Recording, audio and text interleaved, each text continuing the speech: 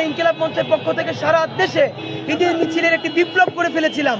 একইভাবে আজকের যেই পয়লা বৈশাখ, আজকের যেই বর্ষবরণ, আপনি খেয়াল করলে দেখবেন সরকার অথবা কোনো বিদেশি শক্তির আরোপিত কোনো চর্চা এখানে ছিল না। এখানে আপামর জনসাধারণ একদম স্বতঃস্ফূর্তভাবে অংশগ্রহণ করেছে এবং এত বেশি আনন্দ করেছে যেটা আপনি দেখলেই বুঝবেন এটা স্বতঃস্ফূর্ত অংশগ্রহণ। আপনাদেরকে আমরা জানাতে চাই, মঙ্গল শোভাযাত্রাকে অনেকে বলছে যে নাম পরিবর্তন করা হয়েছে।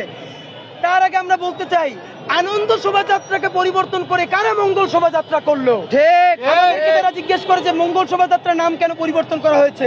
তাদের কাছে আমরা জানতে চাই, মঙ্গল শোভাযাত্রার নাম কার নাম পরিবর্তন করে আনা হয়েছিল?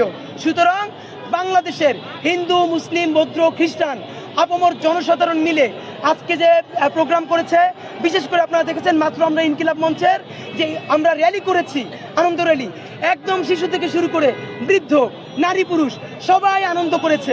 আমরা ধান নিয়ে এসেছি, প্রত্যেকটা প্রতীক নিয়ে এসেছি, আমরা এই টিএসসির মোড়ে সবাই মিলে নেচেছি, গেয়েছি এবং আপনি দেখলেই বুঝবেন এত গরমে মানুষ কি পরিমাণ স্বতঃস্ফূর্ত আনন্দ